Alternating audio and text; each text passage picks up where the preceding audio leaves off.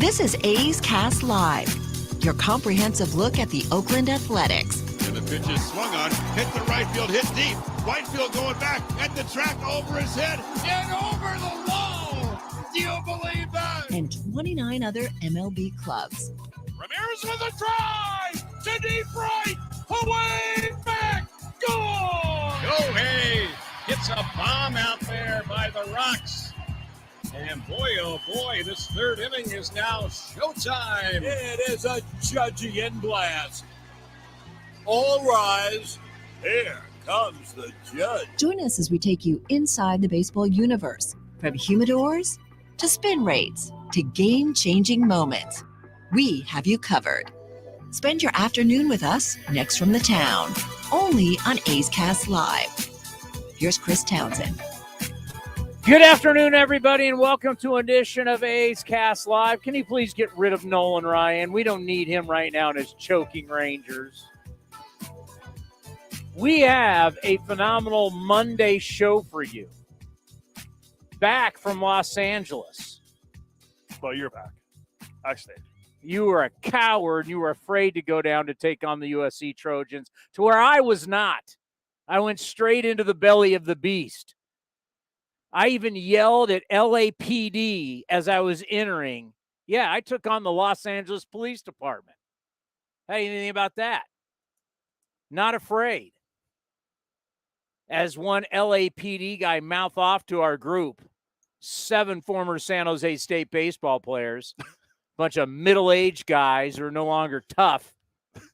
Young LAPD guy mouthing off about the Trojans beating San Jose State. And I had to let him know, Mr. LAPD, that we've come to shock the world and end your year, your last year in the Pac-12 before you hacks. Yeah, and I call him a hack to the LAPD. Go into the Big Ten. Have fun against Iowa. He laughed. He didn't draw his weapon. He laughed. I'm more interested in seeing him play Rutgers, to be honest. Not Iowa. I don't know if that does a lot for me to watch him go to Michigan State. What city is Iowa even in? Like what city in? One of them's in Ames. Ames is Iowa State. So is Iowa in Des Moines? No, that's Drake. See, like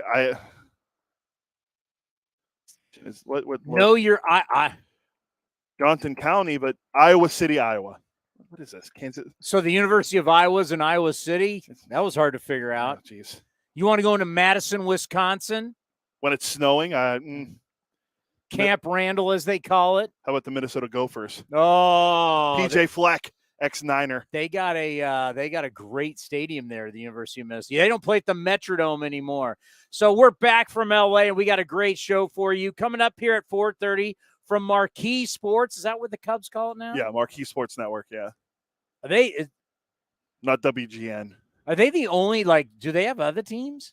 Because everybody else is either Bally's, Fox Sports. Never actually looked. Comcast, which is now NBC. What is Marquee Sports? I know it's Cubs, but do they have anybody else? It's the official TV home of the Cubs. It doesn't say anything else. Because remember, the Sox are on NBC Sports. That's like Nesson or the Yes Network. Correct, yes. All righty. He's a former Driveline guy, Jason Brozdowski. Lance. What did I say? Yeah, Lance. He's fabulous. I've heard this guy on Sirius XM, and he's kind of a pitching guru when it comes to analytics. A lot to get into because some of these analytics people, they now want to blame the pitch clock for why guys are getting hurt, but there were guys getting hurt before the pitch clock. So want to get into that. And I'm fascinated by the art that is teams taking other people's pitchers, essentially taking your property and making it better. How teams have that gift. How do they do it? It's more than just analytics. It's got to be analytics and coaching, and the players want to buy in. So there's a lot that I want to get into with him. And then Ryan Divish, who has dropped some one-liners on this program. You think of him just as a beat writer for the Seattle Times. I think of him as / comedian because he's had this audience rolling many of times before. He still looks like one of those Scottsdale bros that's over here down in the valley. I mean, that was one of the best. That was the best line of spring training. I mean, he's a one-liner after one-liner. He's one of our favorites. As we'll get into how strong the Mariners are, where they have come from, and how it's going to look down the stretch. This finish is going to be fascinating. We have 4 teams right now vying for one spot. With 4 teams, only 4 teams, 3 will get in, 1 will be out. Remember when everybody said everybody in the AL East is going to get in? There may only be 1 team from the AL East who gets in. 1. It's 3 wild cards, right? Nah, yeah. No, yeah. Of course there's 3 wild cards. I'm not trying to think. Tampa and Toronto. Yeah, you got to include Tampa too. Yeah, so there'll be only 2 teams that will get in. But those are teams because Tampa's so far ahead, or Tampa's already ahead of everyone else. So we're talking about the 4 teams that are fighting for the 3. Yeah.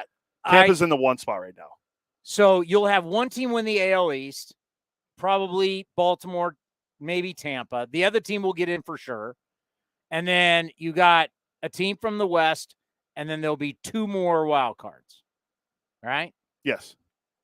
So there's going to be a wild card team from the East, and there's going to be either 2 West or there'll be 1 West, 2 East. That's the way to explain it. Yes. A little confusing. Sorry, AL Central, but it's just going to be the Twins or the Guardians. But everybody had that this was going to be, somebody was going to win the East, and then all 3 teams were going to be the East. And that is not the case, as the West has come on strong. It's been very fascinating. It's been a lot of fun. And got the final 10 games for the Mariners, the Astros, and the Rangers. It's going to be wild. But I want to start the show today on something completely different. And we all like to play amateur GMs. We all love to do that. We all love to think we could be a GM. We all like to think we could be front office guys. But the reality is, in the media, we haven't been. We've never had that job. It's a very fascinating job. There's only 30 of them. Now there's layers of them, actually. Now you got guys that are vice presidents and presidents, and then you have GMs. Yeah, but really there's one guy running the organization. One guy where the buck stops with that guy. There's 30 of those guys. Now he may have people under him, but in the end, when you are a CEO and you've got to get in front of the stockholders, just like the vice president of baseball operations, he's got to get in front of ownership. He's got to get in front of the president of the organization, and he's got to get in front of ownership, which is like in many ways, ownerships are groups now. You've got to get in front of the shareholders is basically what it is. I was thinking about this because we can act like we know. We can give the opinions, but the fact is we've never had to be that guy. We've never had to be the guy that has to stand up. We've never had to be the guy that makes the decisions. And the buck stops with you. And it got me thinking today, watching my guy Dan O'Dowd. If you know by watching this program, I think Dan O'Dowd is one of the best guys we have in the media now. He was a part of the Indians back in the day. He ran the Colorado Rockies. He understands building an organization. And I likened it to an ecosystem. We hear a lot about the ecosystem, especially with the ocean. Is the ecosystem healthy? Because when it's not, bad things happen. A biological community of interacting organisms and their physical environment. That's what an ecosystem is. A biological community of interacting organisms and their physical environment. Human beings are the same thing. We're organisms, and we're in an environment. Is your ecosystem strong? And it got brought up today that the Nationals and the Padres, who made the blockbuster trade for Juan Soto, like at that time, this was, wow, you're getting Juan Soto. He's the best player in baseball, they tried to say, a generational player. He was only 23 at the time, right, when they traded for him? You're going to get him for at least 2.5 playoff runs. You're going to get him for last year and this year and next year. This was a bargain. And right now, the Nationals and the Padres both have the same record at 61-70.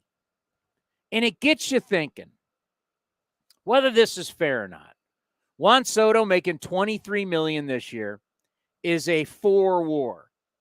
Now, you had all these guys in the trade.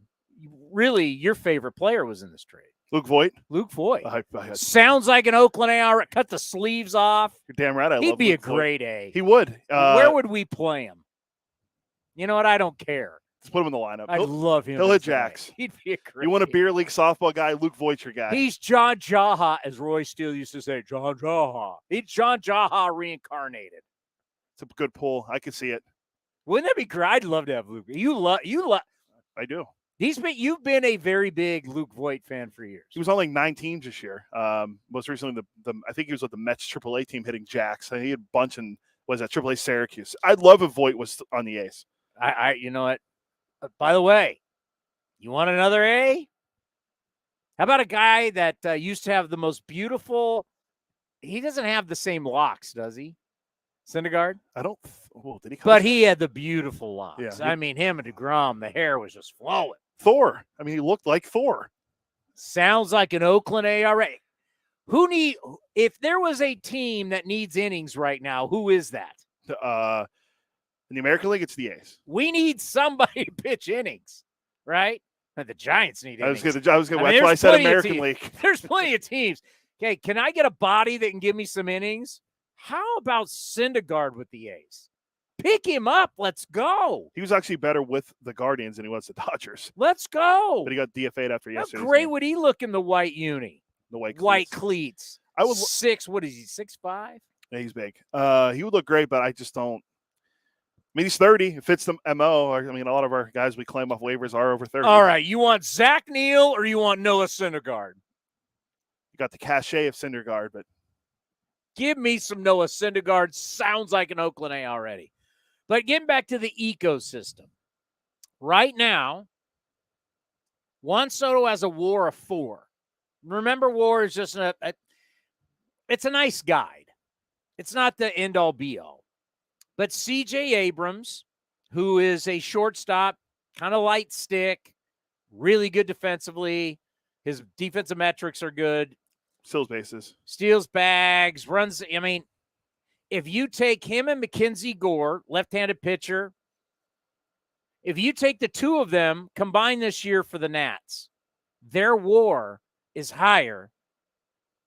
And you got to count all the, what was the guy? Susanna, whatever. Yeah. So he's one of the guys that could be good out of that trade. But I'm just looking at Abrams and Gore. Wood's the guy to watch. Their WAR is 4.6. It's high. It's a 2-for-1 right now. And they're paying $1.45 million for their 4.6 WAR, the Nats, while the Padres are paying $23 million for a 4 WAR and Juan Soto. And they have the same record at 61-70. And Dan O'Dowd mentioned something and made me think of the A's. It made me think of the Yankees. And in layman's terms, when your front office plays like fantasy baseball, where you're just thinking about, how do I get names? How do I get names onto my team? Because that's how I'm going to win. And it's really how A.J. Preller of the Padres has not thought about at all how the pieces of the pie fit, how the pieces of the puzzle, I should say, fit. Just give me names. Give me that guy. I want Hader. I want Soto. And the way Dan O'Dowd explained it, I'm going to do it a different way. I'm going to go to the ecosystem. So you have this organization. It's an ecosystem, right? And is everything healthy? Well, the way Dan was explaining it and the way he was doing it was that when you go about trying to build a team like this, because they learned to do it really the right way in Cleveland, where they mixed young core with guys in their prime and veteran players. A lot of people forget the Eddie Murrays of the world on those great Indian teams, right? They had all kinds of veteran guys. They had great players in their prime, like a Roberto Alomar, but then you'd have a guy like Eddie Murray, right? And then you have young guys like Manny Ramirez and Jim Tomei and those guys. Carlos Baerga, Charles Nagy, and all. So they mixed young, prime, and older veteran guys. God, they had Oral Hershiser at one point, Dennis Martinez. They had all kinds of veteran dudes. And they constantly had a minor league system with Cleveland that had Brian Giles, Sean Casey, Richie Sexton. They had all these young guys. So you had an ecosystem that was strong, right? You had the major league system strong, minor league system strong. And it brings me to something that popped up the other day. The last 1,000 games, Codify put it on. 1,000 games. This is a few days ago. The last 1,000 games, who do you think has the best record? Dodgers. Who do you think's second? Astros. Dodgers and Astros. 1,000 games, man. That's mini seasons, right? That's a long time. It's close to, 8 or 9 probably? So that is the Dodgers ecosystem is always strong. They've got the big club that's strong. They got the minor leagues that's strong. The minor leaguers feed up to the big leaguers. And that's what Dan was basically saying. When you cut off your minor league system, and I remember when I first heard about this in probably would have been, when did Strawberry sign? It's Fred Clare. Some of you, Fred Clare, you probably have no idea who Fred Clare is. Fred Clare was the president of the Dodgers years ago. When they signed Darryl Strawberry and the Dodgers were using their financial might, Fred Clare famously said, you really don't need a minor league system. You can just go buy players. 91 was his first year at the Dodgers. So it was around that night. I remember I was in college. But Fred Clare was a famous Dodger executive, and he was wrong. And what Dan was saying is when you don't allow for the ecosystem to constantly evolve, it's not good. You can add free agents, of course. But when you don't allow it, it's not healthy for the organization long term. And when he said that, it made me think of this last 1,000 games where the Dodgers and the Astros have won the most games. And it makes me think back because right now there is a generation of people who their entire life, all they've seen is the Yankees win. They forget about when I was a kid growing up and the Yankees sucked. And the Yankees never went to the playoffs, and their ecosystem was not healthy. It was so dysfunctional. And George Steinbrenner just wanted to buy players, and it was a mess. And what saved the Yankees in a lot of ways was Steinbrenner and his dealings with that criminal and trying to find the dirt on Dave Winfield. And They took Steinbrenner out of the organization, and Gene Michael took over, and they started focusing again on their minor league system, which later would bring what? A strong ecosystem where you would have this group of players coming up, a Derek Jeter, Mariano Rivera, Andy Pettitte, Jorge Posada, a bunch of guys. Then you'd mix it in with guys that you would buy and you would trade for. It became a healthy thing that led them to where they've been all these years. Padres don't have that.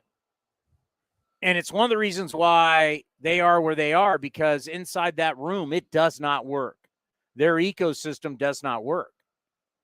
And it just goes to show, like with the A's, think what we've done. Hodgepodge of finding all these different guys, doing that in 12, 13, 14. It works, but there's not a healthy, constant environment, right? That's what we have lacked. And when you go into a rebuild like what we're doing right now, that's purely not healthy because the big club's not healthy. Not everything's healthy in the ecosystem. You're hoping what you're doing will eventually lead to that. But right now, we're not there. And for years, we have not seen a large number of our minor league players get to the big club, have a chance. And I was thinking about 2021 when hindsight's 2020, and I agreed with it. I'm not gonna say what they did was wrong, but the boat was taken on water in 2021, big time. And the thought was to save it, you got to go get something to energize the team, and Marte and Gomes and Jay Hay and bringing those guys in, and it wouldn't be enough, and the team would only win 86 games. But to play the armchair quarterback, what would have happened if you keep Jesus Luzardo? Now he's been a 500 pitcher with around a 4 ERA. It's gone up and down and up and down. He's hovered around 4. He can be up, he can be down, depending on a couple starts. But if you had him now, you probably would move him anyway. But now you'd be moving for something that could help you long term to feed the ecosystem. You got rid of him, and it was for a quick punch that didn't work. Marte was fabulous, by the way. He was there's no question. Loved every he will go down as one of my favorite A's to watch, even though he was barely here, right? He reminds you of Ricky Henderson. He was like, wow, this is what it was like. And I remember doing post-game shows saying Marte was this is what it was like to watch Ricky Henderson play. Every single time he gets on, he was stealing bases, hit for power, doubles, made great plays in the outfield. Marte played like a beast when he was playing for a contract, and he was trying to help the A's get into the postseason.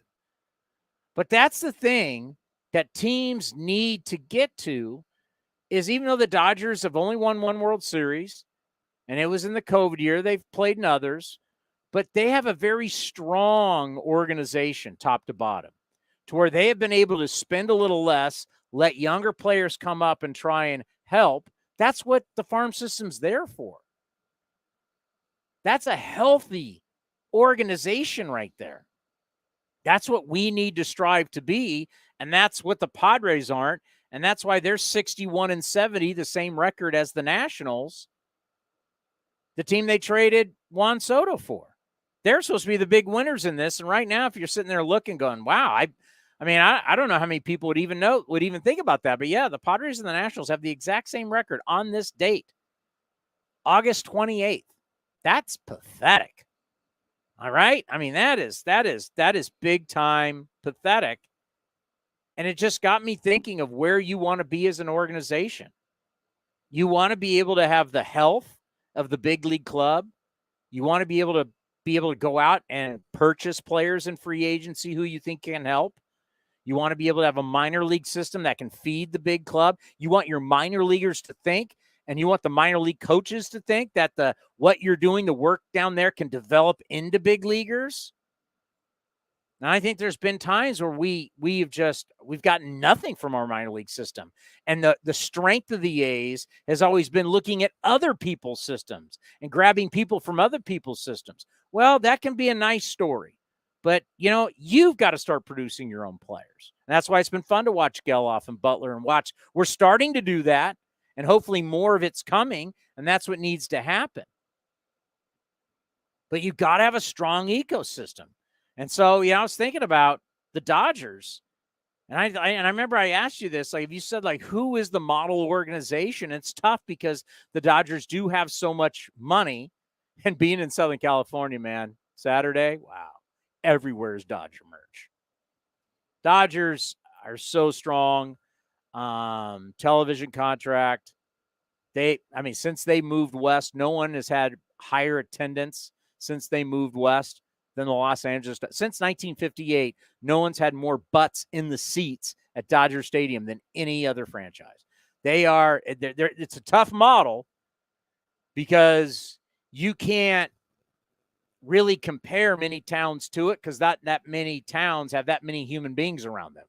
New York and LA have a huge, Chicago have a huge advantage. The amount of human beings, the possibility of where your stadium is, how many humans live around you that can go to games.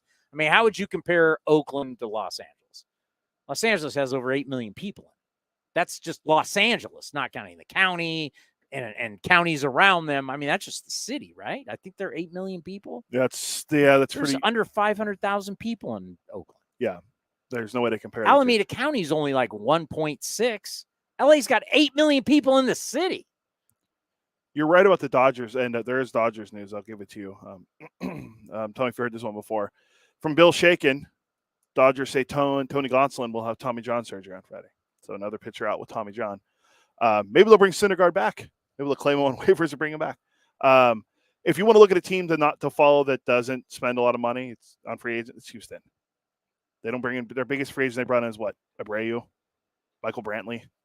They still spend money, but it's keeping their own guys though. But they're spending money. They're not cheap. They spend money.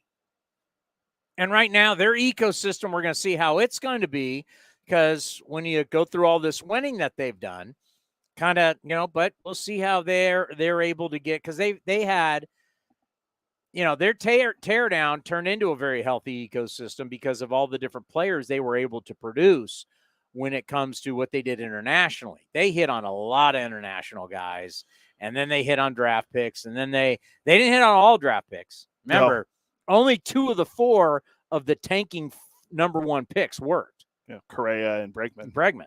Yeah, Aiken and Pell did not work out. So a lot of people try and say, they tanked and got all those picks. You're like, well, 2 of the 4 hit. The other 2 didn't hit. So, trading Josh Fields for Yordan Alvarez when the Dodgers thought they were giving up the other Yordan Alvarez they had. I mean, that's just lucking into one of the best left-handed hitters in baseball right now. Everybody could have had that little tiny kid out of Cuba. He's pretty good. Everybody. There was 30 teams. They took a chance. Do you think and I saw the documentary, I don't know, there's a legendary scout who scouted Cuba who said, you have to sign this guy. But wait a minute. He's 5. What is he? 5'7"? When you said he's from Venezuela. Venezuela. Yeah, Altuve's 5'6". 5'6". Everybody could have had this guy. Everybody. Altuve's been in the league now 12 years. His debut was in 2011. It was MLB. Was 13 years. Was it MLB Network who did that biography or whatever they did on him? They did that whole documentary about how he's signing and everything. That's how I found out who this guy was. This guy was a legendary scout, international scout. I'm not sure. And he was like, trust me, you got to sign this kid.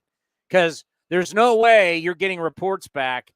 I had him at 5'7". The only reason I've walked the stairs of the Coliseum with Jose Altuve, shooting the bull with him down the thing. And I tower him. I dunk on him. If we were in hoops, you're going to get me down the ball. You're going to post mouse in the house. You're going to get the ball down to me. I'm going Kevin McHale right over him. If you got a report that said, I got a 5'6" kid, are you taking him? A lot of teams probably wouldn't, but the Astros did, and they gave him a shot. Yeah. I mean, and we all could have had him. So the Astros, they've spent money, but they spend money wisely. And they basically have told everybody when they have a free agent, they go, this is what we think you're worth. And if you're not willing to take that, they will move on. And they've been good. I mean, other guys too, like Urquidy, Framber Valdez, Christian Javier. I mean, it's just down. There's a lot of guys they've hit on. And we've unfortunately had to see all of them. Yeah. Is Lance ready? Yeah. We'll get him on now. Lance, welcome to A's Cast Live. How are you doing? I'm great. How about you guys? Well, I got to tell you, I've adopted the Chicago Cubs. What we do every year is we'll take a team in the National League. Last year, my partner was going with the Phillies. This year, I'm like, I love how the Cubs said, you know what? Because the Cubs were here. Nico Horner, is an Oakland guy. So we're like, I love how the Cubs said, you know what? We're going to stick with it. Why not? Let's let it roll. And knowing the way the parties are at Wrigley, I'm never against like, hey, we don't think it's going to happen. Let's trade some guys away. But I like how the Cubs said, you know what? We're in for the fight, and they're being rewarded. What's it like right now? The vibes are immaculate. Yeah, this series in particular, I was actually just in the Cubs clubhouse, and there's a lot of local media knowing it's a huge series against the Brewers, obviously. So the vibes have been fantastic. I mean, there's a ton of energy in the stadium. There always is. Even last year when this team wasn't playing well down the stretch, they were still almost selling out the ballpark, which is just standard Wrigley Field practice. But it's been great. Like the team is clicking, I think, on a variety of cylinders. They're not slugging a ton, but their offense is still pretty strong. It rates above average versus lefties and righties, right-handed pitching, left-handed pitching. They're hitting. They have some breakout guys. They've done a pretty good job of eking out some 5th, 6th starters in Javier Assad and now Jordan Wicks, who pops up and pitches pretty well when they need an extra arm in there. So it's been a great mix. All right, Stroman. Everybody was talking, you got to go get Stroman. You got to go get Stroman. And obviously he's hurt. Where are we with Marcus Stroman? Yeah, it's a great question. I think there's been no update from what I understand. I believe he's getting checked out today or tomorrow per the Cubs PR staff. It's kind of up in the air. I think, he was off for a little before going down with the hip injury, I believe. And I remember at the deadline, I was saying, like, getting him back to his April, May version of himself would be better than pretty much any viable acquisition on the market, because he was pitching incredibly well for the beginning of the season, and having that at the front line of rotation that's down the stretch, you're going to play games against very meaningful teams. And D-backs, you have 6 games coming up, another set against the Brewers after this one. You play the Pirates again. You play the Reds a couple times. Like, these are really, really huge games to have him fronting a rotation. And then having a guy like Steele drop back into 2 as opposed to being ace, I thought was going to be huge. I'm honestly not sure. I don't have an angle on anything regarding him. He's been really fun to watch here. I'm just kind of waiting for him to come back. I think everyone's waiting for him to come back. You get him back for September in the stretch run, like, Cubs in a 5 or 7 game set feel a lot more devastating with Strom and Steele up front than Steele and whoever else you want to piece together in the 2. So that's kind of my take on him. I don't know. I think we'll probably get an update sometime soon, though, in terms of how he's projecting. He heals quick, so. Well, one of the fascinating stories is you got a young guy who his father played in the big leagues. He shows up to one of the marquee franchises. He's such a tremendous player and athlete. Yeah. He can play center. He can play first. He wins an MVP. Mookie Betts comes over to the Dodgers, signs for $360 or whatever it was, and you're thinking Cody Bellinger's easily going to get $300. This guy's a future star, and then guess what? Life happens. Life happens. Stuff happens, right? And all of a sudden he's hurt. The swing's not the same. All of a sudden he's terrible. LA doesn't want him to leave.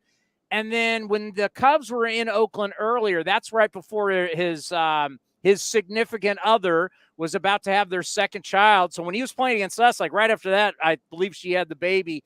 And we were like, man, what just a rebirth of a career, his life, having his second child. It's all good again. He feels healthy. Just talk about what this year has been like for Cody Bellinger, still a very young man. It's been a huge resurgence. Yeah. I mean, he's heading into the offseason now. He set himself up for a really nice pit. He's only 28 years old. I think next year will be his age 29 season, if I'm correct. The biggest thing is cutting the strikeouts. Like, the crazy thing, I know everyone looks at those StatCast boards, right, where you just see red and blue, and it's like red is good, blue is bad. And I think a lot of people have been skeptical of what Cody Bellinger is doing currently with like a 300-plus average and 20 bombs, because most of the batted ball quality stuff on the StatCast page is blue. But I do think that this doesn't really capture the entire story. And me being a data nerd myself, I think when he was rolling to start the year, for the most part, prior to going down with a slight injury that kind of held him up, and that's kind of the one kind of bottoming, I don't want to say bottoming out, but like a dip in his performance came right around when I think it was in Houston, he made a play in right center, really nice play, and came down on his knee weird, was on the IL shortly, then kind of ascended from after that. So you remove that and the 2 kind of chunks of the season that he's been good for. He's controlled the zone with 2 strikes really well. I think that is something that I believe sharp organizations are starting to model in to how they view A swing versus B swing, how they view a guy approaching a count 1-1 versus approaching a count 2-2. For example, Bellinger in 2 strike counts has cut basically swing and miss rate in half. I think that has been a really conscious adjustment for him.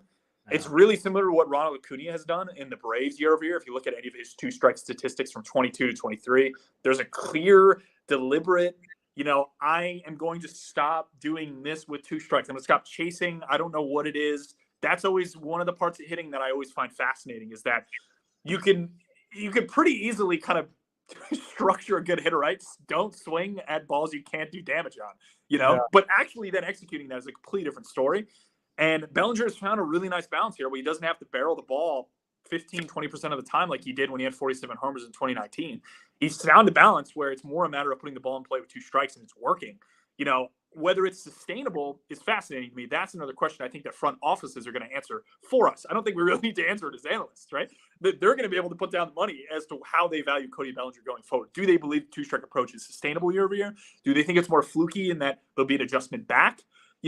I think he's going to get paid. I'm very curious to see how much and kind of where the offers are coming from. I imagine the Cubs will be in the race there. Even with Pete Armstrong knocking on the door, the versatility of Bellinger to play first base, supplement PCA and center, move him to a corner occasionally if you want. Like, his versatility helps a lot, but he's had a crazy good year, and I did not see this coming at all. No, and I hope he resigns there. It could be a great story. They got the money. We'll see how that's going to work. Speaking of the 2 strikes thing, I saw this crazy stat the other day. Willie Mays, obviously one of the greats of all time. Willie Mays, 301 career average. And so Tony Gwynn's career average with 2 strikes is higher than Willie Mays' overall average. I mean, it's That's like crazy. that's crazy. I love when you analytics guys kind of throwing the nerd thing, because we have Eno here.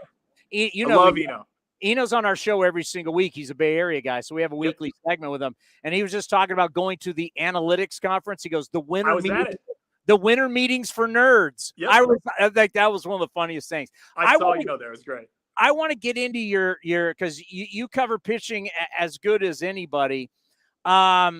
Another guy, Gonsolin, now going to have Tommy John. I mean, everybody's having Tommy. I pitched in college. In the 90s, played with some big leaguers, played with a bunch of different guys that got drafted. Man, we didn't do Tommy John surgery 30 years ago. It's like you were scared to death. And what is it? Is there anything that we can do? I know some people are starting to try to bring in the pitch clock, and I go, all right, but we had a ton of Tommy Johns well before pitch clock. Surgery is not a good thing. Surgery for human beings, 1, now we're talking 2, 3 Tommy Johns. This is not healthy mentally. We know not physically. It's not healthy mentally. What's going on? Yeah, I wish I had a better answer here. I think it's a byproduct probably of velocity to some extent. But I think we say that, I don't want to say we, I think the public, you'll see on Twitter and other places generally say, like, stop chasing velocity, it just causes injuries. But the problem, I don't think, is in chasing velocity. I think it's more so in front office valuation of velocity being very important. And us kind of having a very blueprinted plan of how to develop velocity, in valuing velocity, and understanding that velocity on a pitch as you increase it is going to increase the quality of that individual offering more times than not. And if you're trying to make it in the big leagues, and a team is saying you need to get up to 94, 96 because we think everything will play better, your career and life depends on that velocity number for the most part, and I think that has a large implication. I don't necessarily think we're going to have a reversion back to command guys. I think that's more survivorship bias of guys who exist for a very long time, and then the velocity deteriorates, are probably still only in the league because they're able to command the ball well. Commanding young pitchers is something that I think is a very ambiguous topic to train. It's not something in talking to pitching coaches that there's a blueprint for. I know a lot of teams have expected command models, and Driveline Baseball just released command baseballs that are small variants of weight to help you kind of understand and coerce your natural miss into more optimal locations is probably the simplest way to put it. Release point? Release point, but more so like taking a standard weighted baseball and then dropping it 5%, dropping it 10% weight, and then increasing it 10%, increasing it 5% weight, but leaving it in the shape of a baseball to allow you to understand, okay, your natural miss is here, and now when you're using a lighter ball, it's actually another 5 inches in this direction, so you have to overcorrect in the opposite direction. Kind of like a wiffle ball. It basically is in that to some extent. I've never actually thrown one. I don't exactly know. Yeah. I'm planning on talking to more people about it, but there's clearly some interest in trying to develop command. But I do think at the end of the day, I mean, Kyle Wasserberger from Driveline had a really good thread on this that I think I retweeted. It's probably on my Twitter somewhere. But he talked about like the curve of like as velocity increases, the torque on an arm is going to increase. But it's a matter of like, relative to the average, where are you? Like you could be a guy who increases the torque, but has increased his velocity such that you're now actually creating less torque than the average guy who's throwing 94, 95. There's a lot more nuance, I think, to velocity development and how it affects pitchers than we're discussing publicly. And that's because it's very, very complex information and something that I haven't totally distilled down. I think the pitch clock is an interesting angle just from the very simple concept of, if you're, anybody works out, right? Like you're squatting, you're doing 5x5s at a certain weight, you're resting 2 minutes before or 2 minutes between sets. Cut that rest to 1:30. And then you might be wondering why you're failing, say, your last couple reps in that fifth set. It's because you're tired. You're creating more fatigue on your body. So to me, isolating and cutting down the time between pitches for some pitchers is going to have some effect, especially initially. And now maybe chronically as we get into the late stage of the season is accumulated fatigue. I don't necessarily know whether that's true. I imagine front offices are thinking about this stuff. I've not heard a lot about it publicly, but again, I don't think that's the main driver, right? I think at the end of the day, it's probably velocity to some extent, but that comes with risk. You have to assume risk if you want to be able to throw 96 miles per hour. I don't think a kid in college is like, oh, I'm going to get to the big leagues at 88. It's like, good luck. Like, you better have 80 command. Like, you better have the best command in college baseball, and then you're probably not even going to go in the first couple rounds, you know? So a lot of nuance to it. I come down to velocity, but I do think there's a lot more nuance to it. I like to play a doctor here on the show, so I'm going to do it with you. Sure. No matter what baseball people think, no matter who it is, a pitching coach, analytics, whatever, the only thing that matters is this thing right here, this ligament. And people know it inside your funny bone, and when you bump it, it really hurts, your UCL. What can it withstand? That is the question. Sure. And that is the thing. We've talked to Billy Bean about it, and he's like, you'd be a billionaire if you could figure it out. Like, how do you stop it? How do you train? What do you do?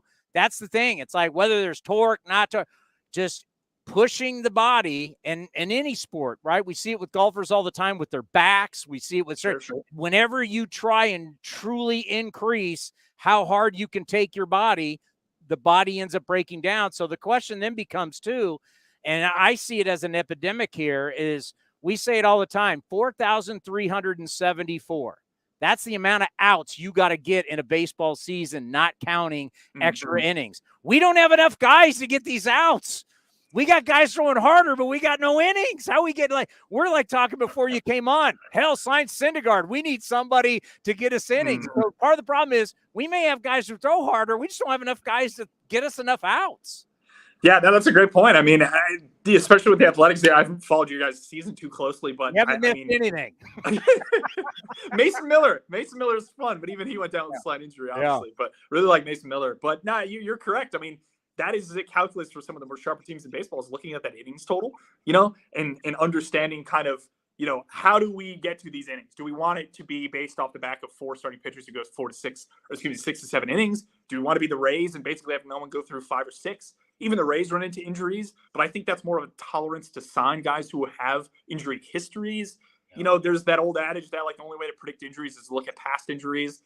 Potentially some merit in there. You know, I'm not entirely sure. I don't really have data to back that up, but I could see that. I mean, the Rays have tolerance for that. Guys like Drew Rasmussen, Jeffrey Springs, McClanahan, I don't think had an injury history, but they're okay with it. You know, like if we could get these guys for cheaper and make them into better pitchers and only need them to throw 4 or 5 innings and have the development track to pull up guys from AA and AAA under cost control who could get outs at the major league level because we value stuff so highly in a central setup for our catchers. Like, yeah, they chop that pie, the innings pie up into smaller and smaller pieces. And I don't think we're going to see too much of a stray from that. But every postseason recently, you know, you get into it and you realize how important like a deep starting pitcher is, you know. Like the ability to have a guy go 6 or 7 is huge. Like those are intimidating options. And even if the leashes are shorter, a team like the Phillies with guys like Zach Wheeler and Aaron Nola, et cetera, like that's an intimidating team, which goes back to our point about Stroman for the Cubs. He's a very important piece of this team. You know, I think as you start to mix multiple relievers into leverage spots in a postseason situation, in some, you look at the whole picture of it and you're like, okay, on average, we expect this to come out good, but you know, any one of those individual guys could have a blow up inning, and then that's the game. You know, you saw the Rays do this a ton in the past where they're gamifying the system. They're like, okay, we're going to have a pitcher throw 4, and then we'll cover the other 5 innings with individual outings. And it's like they're betting that, you know, those guys will average out to being a good starting pitcher. Sometimes it just doesn't happen. You know, it's a calculated risk, just like trying to throw hard and value velocity.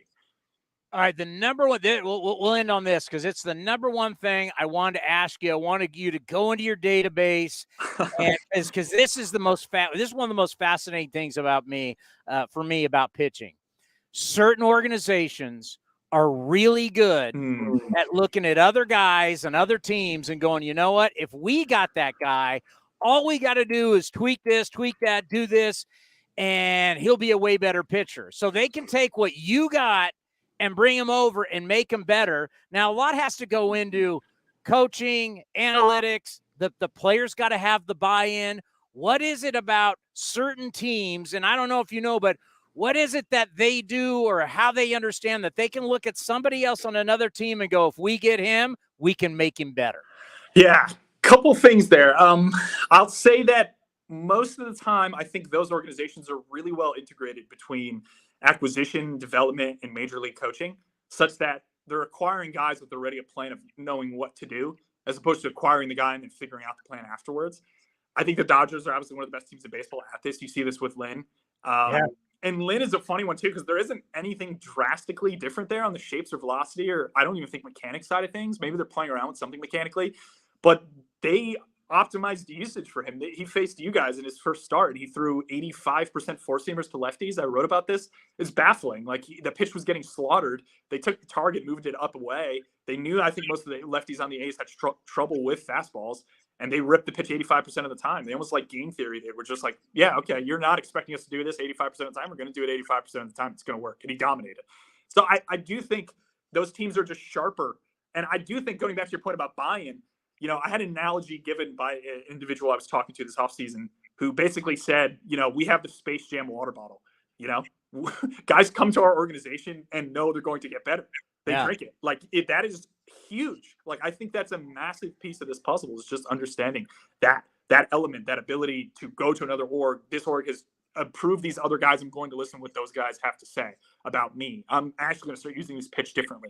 And it's just it's a matter too. Like I always think it's funny, internally in orgs. I was talking to some pitching coaches, assistant pitching coaches about this. You know, it's all the time you'll hear assistant pitching coaches trying to push the major league pitching coach to make an adjustment to a pitcher on a team. We want this guy throwing more. I want him throwing more. We want to adjust this pitch. And you often hear pushback like, hey, we don't want to do that in season. You still got to get outs. But when the pitcher is really bad or moves to organizations, then you see that stuff change immediately. And I think that maybe over time, other organizations are going to realize that, have more tolerance to adjust guys in season when, you know, an individual pitcher isn't particularly great, but he's not bad. It seems like we only get these drastic changes in like mix and approach when the guy moves orgs or is terrible. You know, this is like you get Corbin Burns, Lucas Giolito. Like a lot of these guys were really bad at one point. Make a drastic adjustment, now they're really good. Giolito hasn't been that great, but that I think is a huge part of it. I do think it's, at the end of the day, it's buy-in, it's coaching, but I really think it is just integration of departments. You know, they knew what they were doing with Lynn when they got him. I imagine it's just the seamless flow of acquisition to then being on the major league staff and understanding what they're doing. Some orgs do it well, others don't. And I always think about the other organization going, damn, why didn't we do that? Yeah, the funny thing, I hear that all the time. I was talking to another individual who their organization traded with a pitcher who got really good in another org.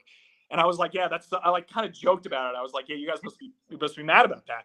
And he's like, the thing that the public never understands is that any pitcher going to another org, oftentimes in that old org, there was probably someone with the idea that new team executed. There's a lot of smart people in front offices, right?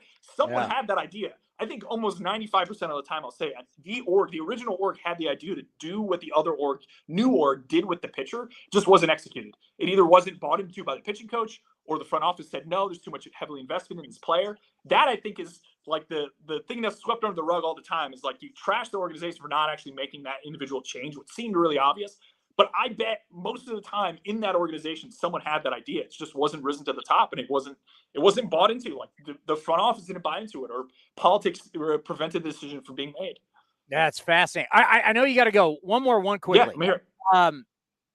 For people who want to get into this, and like the one place that Baseball Savant, we can get, what are the top 3 numbers, or what do you look at when you say I'm judging a pitcher? What are the 3 things you could give our audience they could look at?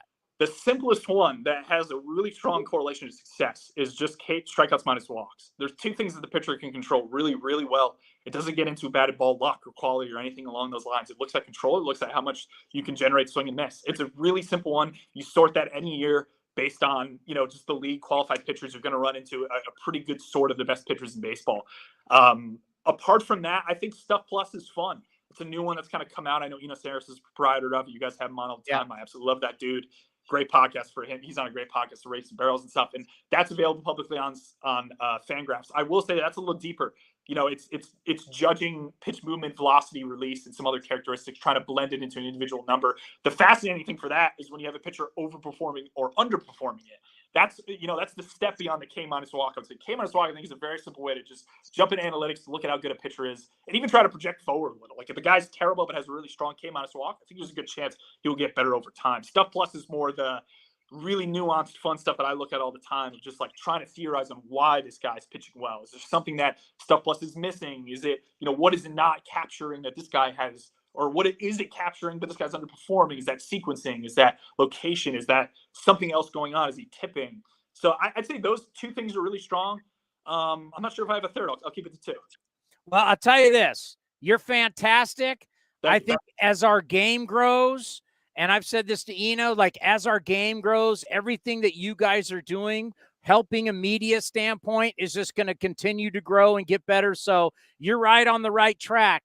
And you know what? We all got a little baseball nerd in us. I think so. I think that's totally true. I have a Substack and a YouTube too. If anyone's interested in checking out my stuff, give all your stuff. content all the time. Promote everything you got. Yeah, everything is going to be based around Lance, B-R-O-Z. First 4 letters, my last name. Whatever platform you're on, I'm on it, and I'm probably doing something.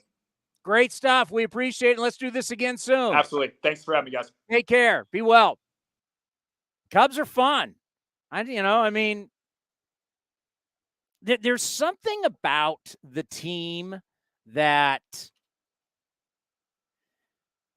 there wasn't expectations, and all of a sudden the city gets excited and everybody's fired up versus the team that has it. It's the way we as human beings work. Something that's new is awesome. It's like incredible. It's the We Believe Warriors. It's the 2012 A's. It's like, oh my God, this team wasn't supposed to be good, and now they're good, and it galvanizes the whole city, and everybody's fired up, right? That's fun. And then years later, when you've won, you just have the expectations, and if you don't win, you're miserable. Now it's like it's a championship or bust season. Those aren't fun. Yeah, they're fun to win a champion, but when you're championship or bust, you don't have the same emotion. The emotion of something that's new and you watch it be built and you get to learn the players. And that's kind of what's going on in some cities right now, especially in Chicago. And that is a sports city. They're a sports crazed city. And Cubs are fun. White Sox are a disaster. I mean, my God, people are getting shot at the ballpark. They're the opposite of fun. Shot at the ballpark. I don't know how that happens, but I worked that game. That was the Friday game before I left. I'm like, we didn't know. I'm doing a post-game show. I'm talking to Ken Korak. No. And all of a sudden, the people are booing. I could hear people booing in the background. And then Ken was like, oh, the concert's been canceled because they tried to say there was people they didn't want to tell you. Hey, someone's been shot here at the game. They didn't even cancel the game. Technical difficulties, right? Is what they said for the unbelievable. I believe it was Vanilla Ice who was performing post game.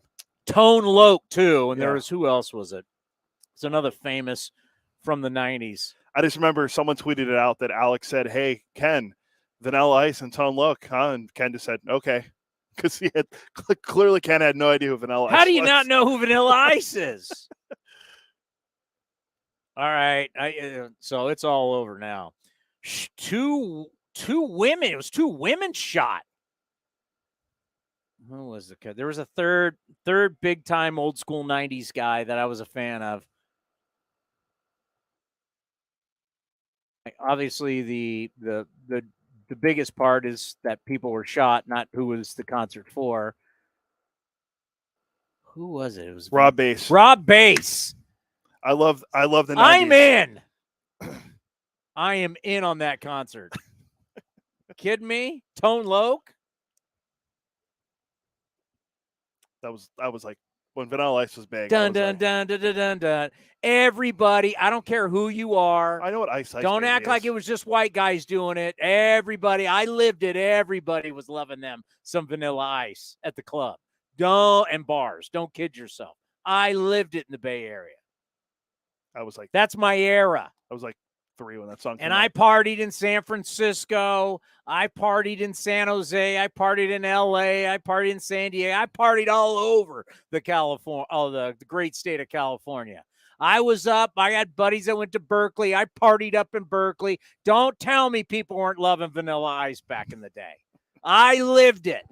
I didn't see Vanilla Ice getting brought into the show. I drank, as Ric Flair once said, I spent more money on spilt liquor than more of you did in the 90s.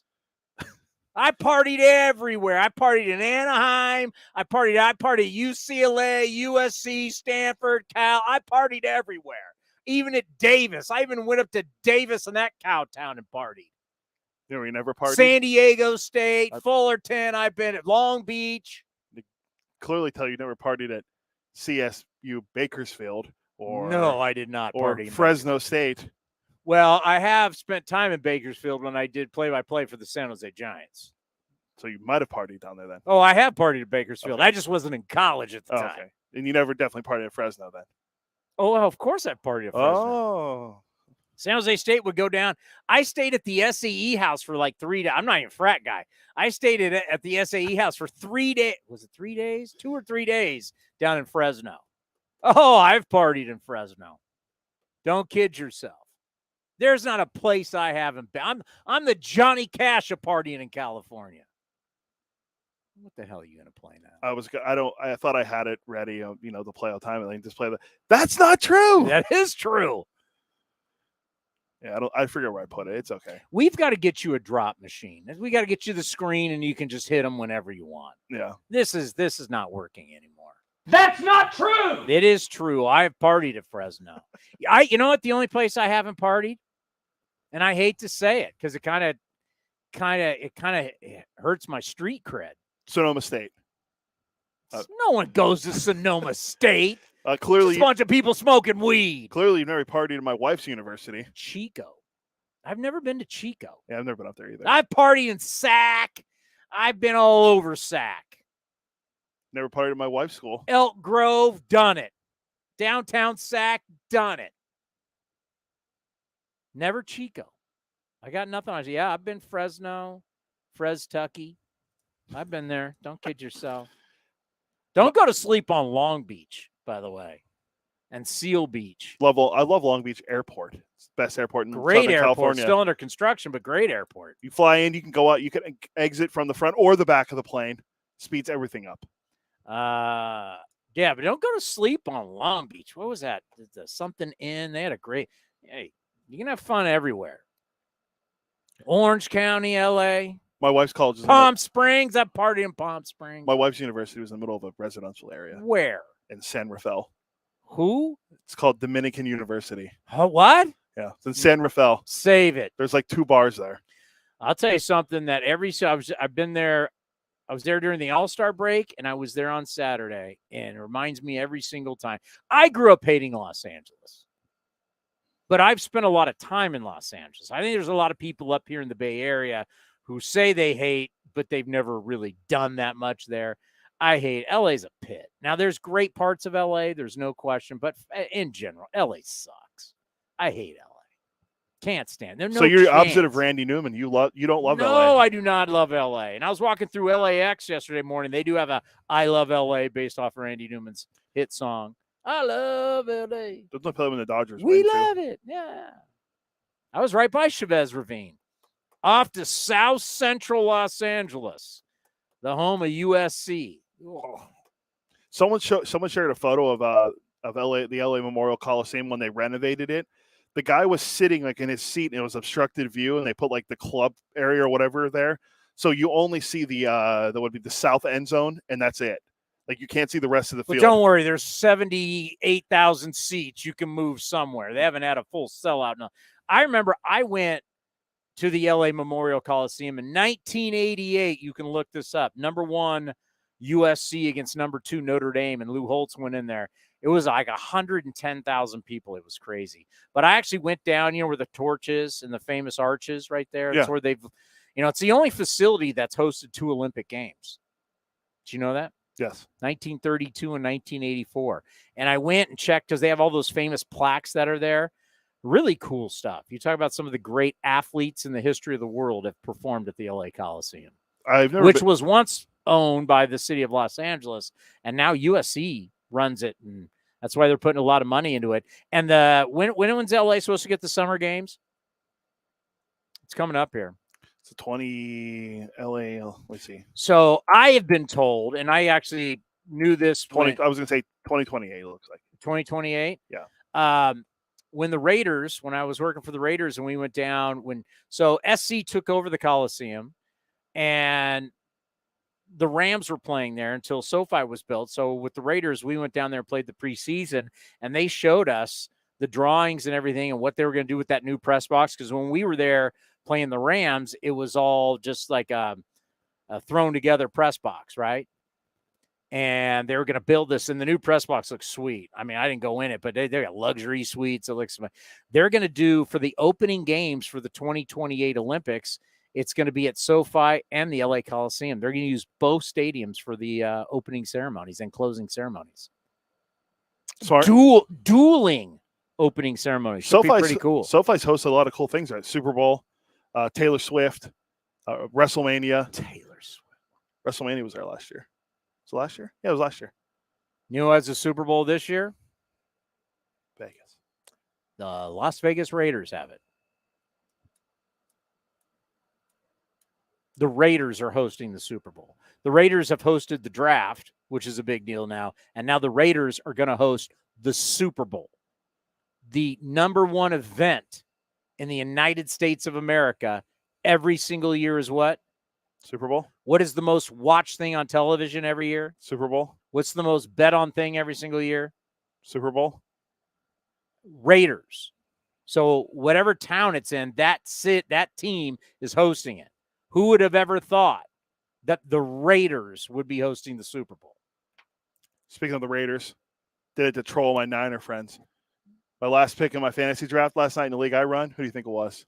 The last pick? The last pick for me. Your last pick? My last pick. What position? Quarterback. You went Brock? No. The troll Niner fans. Oh, you went Jimmy G? Jimmy G, baby. The Disney Prince? He's my third quarterback.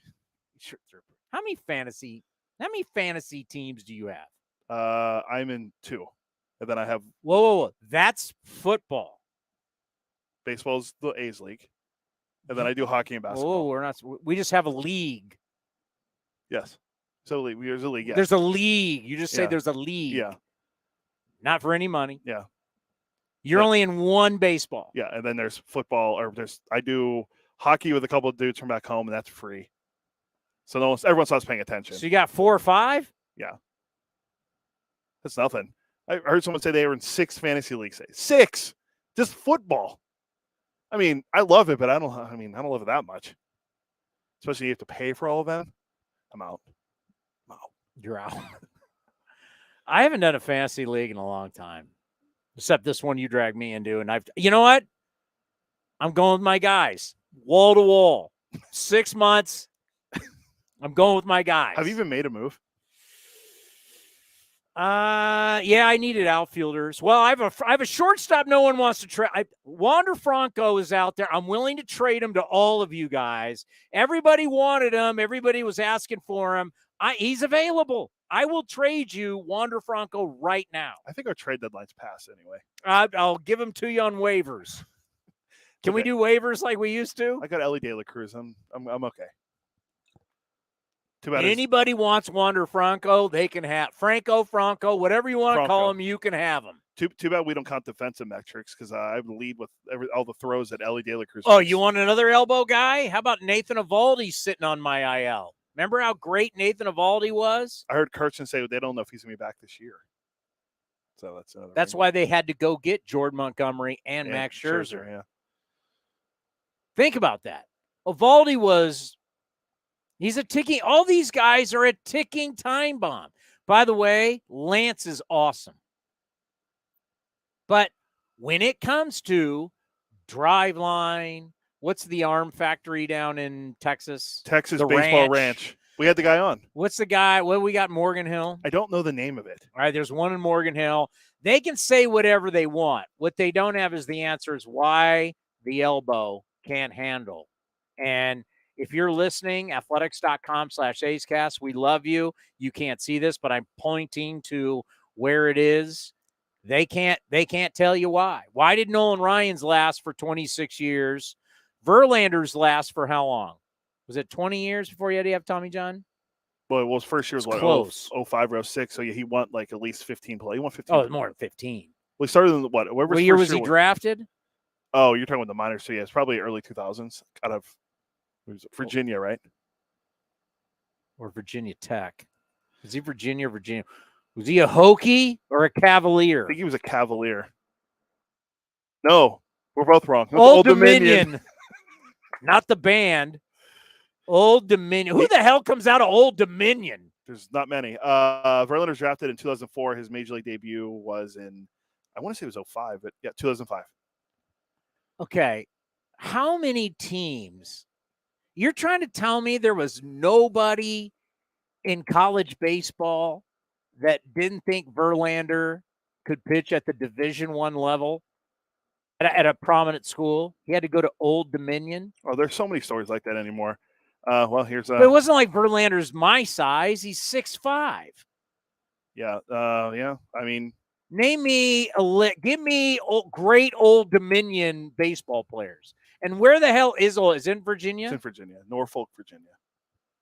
Is that where the FBI is? No, Norfolk is. No, FBI is in. There's a Navy. There's something big in Norfolk. FBI. Langley. That's CIA. Virginia. That's CIA. Oh, that's CIA. Yeah. There's something big in Norfolk. That might be more Navy. Daniel Hudson's from Old Dominion. Vinny Pasquantino's from Old Dominion. Ryan Yarborough's from Old Dominion. I'm just looking at guys that made the majors that we know. So there's not really any big name guys. Jared Koenig, former A. I didn't see Koenig on there. There he is. He 1 year there. Did the only thing he pitched in a game. Oh, just showing hitting. Yeah, Pasquantino's the best hitter to come out of there. It looks like so far.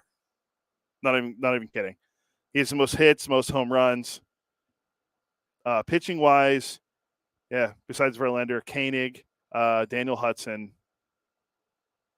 The second most wins out of the University of Old Dominion behind Verlander's 254. All right. There's the massive Navy base, Chesapeake Bay. That's right. That's where they bring subs in and work on subs.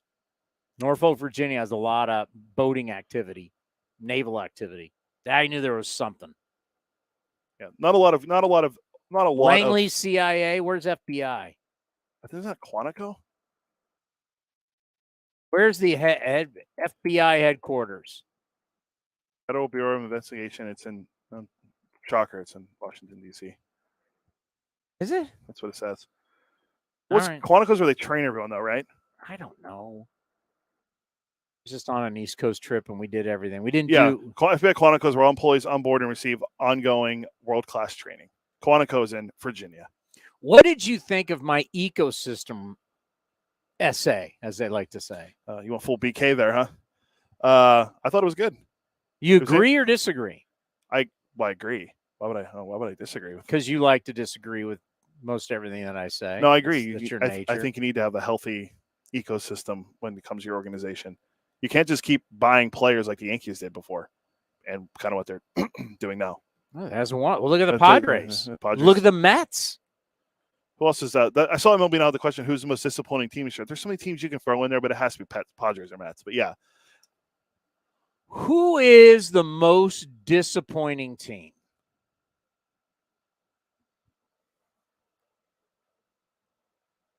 You can throw Angels in there. No.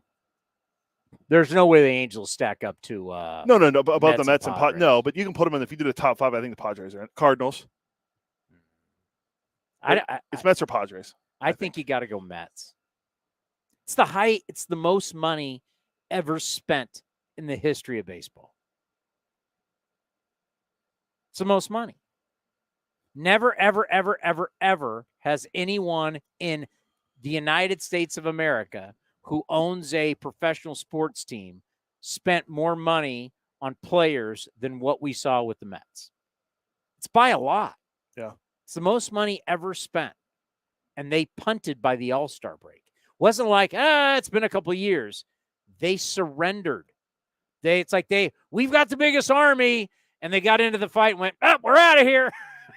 I mean, they surrendered. Well, then you saw the report that was out the other day. I think you sent it to me, and I sent it to Ray earlier in the day. They could look their expectations. They're going to trade Pete Alonso in the offseason. Sounds like an Oakland A already. Here's what we do. Bring in the polar bear. No to play first, polar bear DH. Soderstrom, you've got to figure something out. Outfield. Would you not want the polar bear hitting tanks at the Collie? Remember when he's played here? He just hits rockets. Give me the polar bear. Let's see how many home runs is he? He's got 39. He's one away from 40, I think. Wow. Another 40 home run season for this guy. Well, I was typing in his name was Paul Alonso. Pete. Yep. You're right. 39. He's got 39 tanks. He already has 185 career home runs. How many RBIs does he have this year? 96. All right. We're getting 40 dingers, 100 RBIs guaranteed with the A's. That's obviously not going to happen. But, another thing to think about going back into that buy-in of changing players, there's something about the ego. And I think back to Frank Thomas when he left when he left Chicago to come to here. Frank Thomas's ego was hurt. He was a wounded guy at the time. Bad feet, bad attitude, bad this, bad that. He was not in Chicago. He was Frank Thomas. He's 2-time MVP. He's not listening to their. But once they're like, see ya. And once your ego has taken a hit, it's amazing how things can change, right?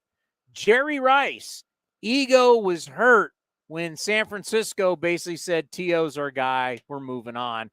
And Jerry went to the Raiders and was now kind of a different guy because the franchise that he was the man and he was, the greatest wide receiver and I'm Jerry Rice Niners, you just got kicked to the curb. It's amazing when teams let guys go and they still got a lot left, but they got to kind of conform and change a little bit because their ego's taking a big hit because they're not that guy anymore. People are not like, there was nobody out there going, Frank Thomas is available? My God, back up the Brinks truck. Frank was damaged goods in a way. Came to Oakland. I remember I interviewed him. He was as nice as could be because when I tried to interview Frank Thomas as a White Sox, he was a jerk. Albert Bell and him always had at the Coliseum their lockers next to each other. You couldn't do anything with Frank. Frank with the A's was as sweet as can be. But Frank, the ego was a different deal. When he got to Oakland, there was questions, did he have anything left? Could he still play? How old was he when he first got to Oakland? 38. Yeah, he's 38 years old. He's fourth in the MVP voting. Yeah, he was incredible. Is that the year Morneau won, by the way? I think it was the year Morneau won. If my baseball knowledge is still there. Justin Morneau beat out Derek Jeter for the MVP. That'll leave me. Who do we got next? Ryan Divish. 5:30. We haven't taken a break, have we? We have not. There was an interesting article, folks, about you call him Mike Stanton. We got to call him Giancarlo Stanton. And do you have the David Force ready? Yeah. Giancarlo Stanton has basically said in an interview, so worried about analytics, how hard I hit the ball, barrel rates, exit velocity, and everything. And he basically said the same thing David Force said. Who would have ever thought that I could take two baseball powers, David Force and Giancarlo Stanton, and they would be on the same page? Who would have thought David Force and Giancarlo Stanton would be thinking the same way? No one would have ever thought that. And you might be saying, what the hell am I talking about? I'll explain next right here on A's Cast Live. This is Chris Townsend and Commander Cody for Link Soul. You got to go to their website right now, linksoul.com. The new polos are unbelievable. New colors, lighter weight. We got our new summer shipment, Cody. I couldn't be happier. I look better. All thanks to Link Soul. So we're talking about new polos. You can check out their shorts, anything you need for summer. They have it right now. When you go to their website, they've got a smoking summer deal. Go to linksoul.com. That's linksoul.com.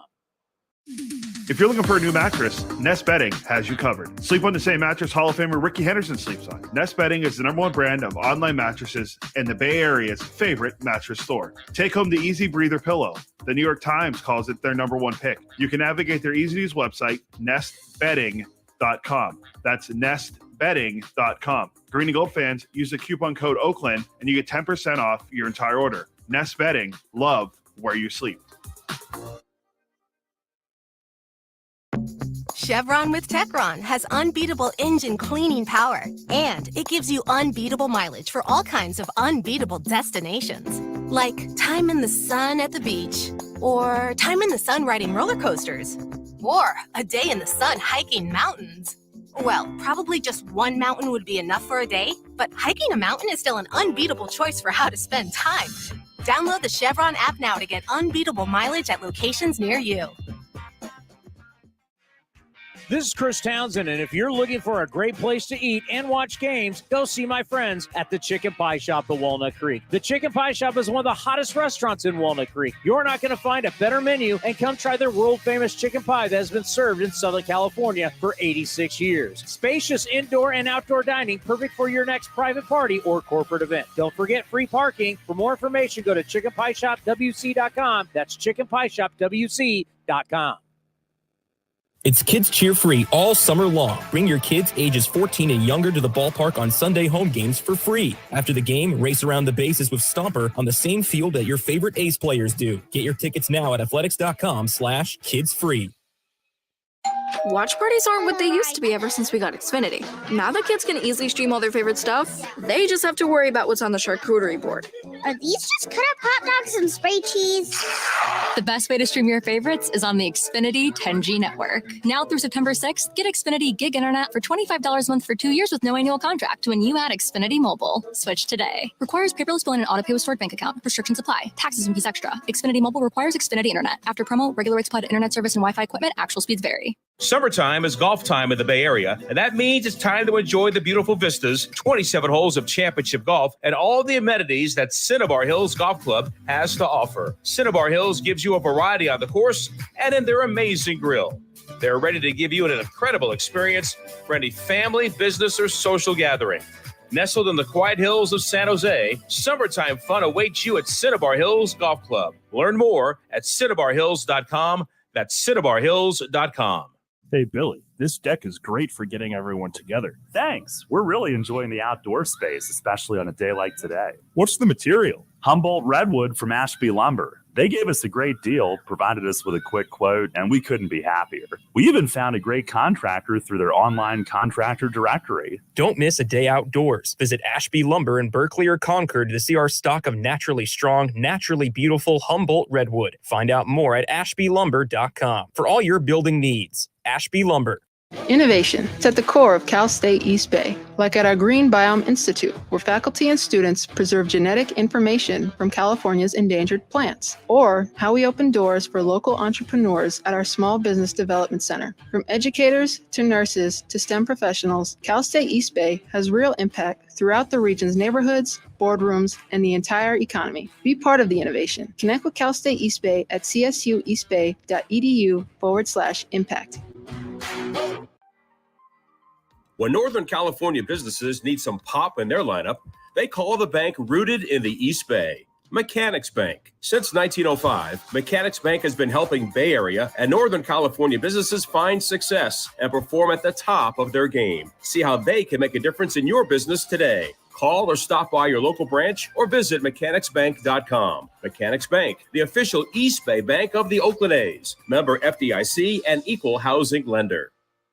Show your pride and come together the LGBTQ+ community for Glenn Burke Pride Night. Join us on Friday, September 1st as we take on the Los Angeles Angels. Early arriving fans can snag a pair of commemorative Glenn Burke Pride Night socks, presented by Gilead. Listen, Trout drills one to right center. Ruiz on his horse, goes into a dive, and makes a fabulous catch. Get your tickets today at athletics.com/tickets. That's athletics.com/tickets. Unlock offers and receive exclusive in-game features by downloading the MLB Ballpark app for iPhone and Android today. Plus, get the latest information on game times, schedules, and more. Streaming from the town, A's Cast Live continues with Chris Townsend. We do read the questions and comments that you send on Facebook and YouTube. Give it to me. We were asked by one of our listeners. Let me get it. Hold yes. on. And did you party in Chesapeake Bay too, Uncle Townie? I was Questions on the screen. I was not actually in the water. I was looking at the water in Baltimore, Maryland, and yes, that whole what the hell is it called again? Where all the restaurants are all around the water. There's an area. I should know this. I've only ever driven and through there's all the Baltimore. bars around there. So yes, I was looking at it and having a very good time. I Inner Harbor, I think is what it's called. The Wire's filmed there. Great show. Baltimore's not a great town. The Inner Harbor's nice, but Baltimore's not a great town. I noticed that from The Wire. No, filmed in the early 2000s. No. I do love the East Coast though. Ocean City, Maryland. I could live part-time on the East Coast. It just once it gets cold, I'm out. I couldn't deal with that. That'd be like the one thing. You know, early on in our business, everybody's like, you want to go, because everybody thought everybody wanted to go work at ESPN. You want to go work at ESPN? You want to go no, I do not want to. There's no way I'm going to Connecticut. No way. Now, I almost took a job, ESPN Radio Los Angeles. Thank God I didn't do that. But no way. Full-time being, like, I could do a baseball season. Like, if you worked for a team on the East Coast, could do, like, I wouldn't want to work for Tampa. Going into that dome every day would be miserable. I could work for the Marlins. I like Miami's incredible. Heard's not a great ballpark. Miami's incredible. Oh, yeah. Well, I've never been, but I've only been to Florida once. Miami is everything that's advertised. Remember I told you my wife's going to Jacksonville? I told her, I said, hey, you should go check out the Jags. No. Then she was like, who am I going to go with? I don't know. You don't mind spending money? I could do the Red Sox. I could do the Blue Jays, Yankees, Mets, Phillies, Orioles. Yeah, I could do all that. If you're there for 6 months, yeah. What about Atlanta? Hotlanta. I could do Hotlanta. Great golf all around Atlanta. Hot, though, man. Hot. How far is Augusta from there? It's like 40 minutes. Okay. See, there you go. Augusta, Georgia is right on the South Carolina border. So literally from the Masters, Augusta, Georgia, you're like a few minutes and you're at the border. You're immediately into South Carolina. My aunt lives in Savannah. I love South Carolina. Now, there's some backwoods crazy stuff that we drove through that I don't know who's living there and how they do it. And there's like, they call highways, they're like they're roads that it's supposed to, on Google Maps or whatever, on Waze, it says it's a highway or it says it's some type of interstate. It's one way each way. And there's a church like every 5 miles. No hospitals, no nothing. Barely any gas stations. I don't know how these people live in the Southeast. It's backwoods, swampy, crazy places. But I've driven all through the Southeast, and you're like, what lives down here? And you'll be off, and there'll be like this huge house, and they got all this acreage, and you're like, man, what are these people doing? What are these people doing on a Friday night? So this sounds like going to West Virginia, then, pretty much. Someone that grew up right close to West Virginia. You boys ain't around from around here, are you, boy? You're doing Deliverance. Yeah, that's what it felt like. We got to this gas station, but then, of course, we're going to Hilton Head, which is like, an island. It's a very nice it's like one of the best. Yeah, for the East Coast people, it's like Pebble Beach, right? You get out to Hilton Head, and it's like, this place swank. I mean, I could live here in a second. Myrtle Beach is nice. South Carolina. Myrtle Beach is nice. Yeah, Myrtle Beach is nice. South Carolina, though, when you're on your way to Hilton Head, oh, boy. Scary. Don't break down. Because your car could easily just vanish into the woods and they never find you. Not saying that would happen. I'm just saying it felt like that. Felt a little scary. And you're like, this says this is an interstate. It's just one lane, and you don't see anybody. And it's like, people live like that. Wow. All right. Something that we've talked about. It's like funny. It's like trying to find this mix, right? Everybody's trying to find what's best, right? What is best to get our players ready to play? What's the best things to actually find out how to, like, what should our players be good at? They get on base. I love Ryan Noda. He gets on base. Okay. But, there's other things more than just getting on base. Kyle Schwarber, he hits home runs, he gets on base, but he's hitting $180. Well, is he a productive player? Well, he gets on base, he hits home runs, and he scores runs. So, yeah. So it's kind of like tough. It's like, and then now we got certain organizations that focus so much. And the rumblings about the Yankees, about how bad they have been, and they're in last place, and oh my God. And there's news and notes coming out of there that now that Cashman and Aaron Boone are going to come back, no matter what. You were reading that out of what? Oh, Andy Martino from SNY had a story about Cashman and Boone, and how Boone, if the front office wanted to get rid of Boone, Steinbrenner can overrule them, and then somehow Cashman essentially is going to be What back. time are we on till? A little before 6. Pregame's at 6. So we got Ryan Divish in 5 minutes. Let's save this. Okay. But yes, I'll tie up the loose ends here. We will have Giancarlo Stanton and David Forrest on the same page. You didn't think I could make that happen. I'm looking forward to it. And the audio is actually video of Forrest and you at the Treehouse. Yeah. It all tied into a Zach Geloff question. The fact that you could actually tie, you call him Mike Stanton, I call him Giancarlo. The fact that we can tie Giancarlo Stanton and David Forrest together, that will be magic. Speaking of magic, look at this. Mariners have won 11 of 12. They've made up 8.5 games in the AL West. They were 7.5 games back at Texas at one point. This is the latest they've been in first place since 2001. They're 19-5 in August. 2 more victories will be their best calendar month ever. They lead Major League Baseball in runs per game, 6.1, and dingers, 43 in August. Every one of their players, you could do this, right? So J-Rod, he's only hitting .491 during his 12-game hit streak. Only hitting .491. Yeah, he maybe needs to work on some things. 9 extra base hits. That's 5 doubles, 4 home runs, 8 stolen bases, 18 RBIs during that time. How about Hernandez? Jesus, 3 home runs over his last 2 days. He's hitting .434, 11 extra base hits, 16 RBIs during his 12-game on-base streak. He's hitting .382 his last 19 games. Suarez on our illegal fantasy team. He's on my team. He's got a .400 on base. I mean, every guy, 11 RBIs. The big dumpers hitting .333, 5 dingers the last 11 games. What else do I got? Josh Rojas, he's hitting .367 since coming over from the Snakes. 16 runs in 14 games. I mean, every single guy they got. And to tie it in, I heard Tim Kirchin say that if they end up winning the division, they'll be the 8th team since the division era started in 1969 to be 10 games back in the second half and finish in first place. Only the 8th team.